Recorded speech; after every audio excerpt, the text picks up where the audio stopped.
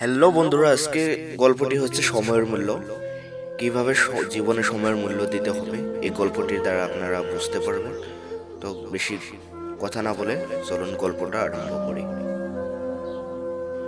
দুই বন্ধু ছিল, শয়ন এবং আয়ন। দুজনে ছোটবেলা থেকে খুব ভালো বন্ধু এবং পড়াশোনাও খুব ভালো। দুজনেরই স্বপ্ন বিশ্ব ভ্রমণ করার। তারা প্রতিদিন এই নিয়ে আলোচনা করত, কবে তাদের এমন দিন আসবে যেদিন তারা সারা বিশ্ব ভ্রমণ করবে। এইভাবে শয়ন ও অয়ন বড় হতে লাগলো। কিছুকাল পর দুজনেই একই ইঞ্জিনিয়ারিং কলেজে ভর্তি হলো। এতদিন দুজনের জীবনে একইভাবে চলেছিল, কিন্তু ইঞ্জিনিয়ারিং কলেজে ভর্তি হওয়ার পর দুজনের জীবনে অনেক পরিবর্তন হয়ে গেল। শয়ন এখন বেশিরভাগ সময় পড়াশোনা না করে বন্ধুদের সঙ্গে আড্ডা মারে এবং টাইম পাস করে।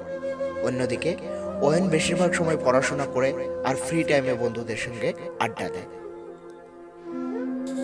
একদিন অয়ন শয়নকে বলল, তুই কিন্তু পড়াশোনা করছিস না, এরকম চললে তুই ফেল করবি। এই শুনে শয়ন বলল, আরে এই তো সময় লাইফ এনজয় করার, এখন না করলে কি বুড়ো হলে করব। এইভাবে দিন কাটতে লাগলো।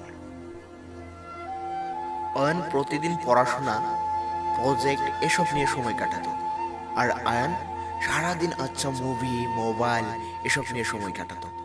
এভাবে 4 বছর কেটে গেল। 4 বছর পর তাদের কলেজে ভিন্ন কোম্পানি আসতে লাগলো তাদের চাকরি দেওয়ার জন্য। অয়ন একটা বড় কোম্পানিতে অনেক টাকা বেতনের চাকরি পেল, আর শয়নকে কোনো বড় কোম্পানি চাকরি দিল না, কারণ তার নাম্বার খুব কম ছিল। অবশেষে শয়ন একটা ছোট্ট কোম্পানিতে খুব কম বেতনের চাকরি পেল। 1 বছর পর তাদের জীবনযাপন সম্পূর্ণ আলাদা হয়ে গেল। শয়ন এখনো ভালো চাকরির সন্ধানে ঘুরছে, কিন্তু কোনো ভালো কোম্পানি তাকে চাকরি দিচ্ছে না, কারণ তার নাম্বার খুব কম। টাকার অভাবে সে এখন আর বন্ধুদের সঙ্গে পার্টি করে না। তাকে রোজ 12 ঘন্টা করে কাজ করতে হয়, তাই সে বন্ধুদের সঙ্গে আড্ডা দেওয়ার সময়ও পায় না। কলেজ লাইফে শয়ন যতটা খুশি ছিল, এখন তার দ্বিগুণ দুঃখে কাটছে। আর অন্যদিকে অয়ন বাড়ি গাড়ি সব করেছে, উইকেন্ডে বন্ধুদের সঙ্গে পার্টি করে, সময় কাটায় এবং মুভি দেখতে যায়। এবং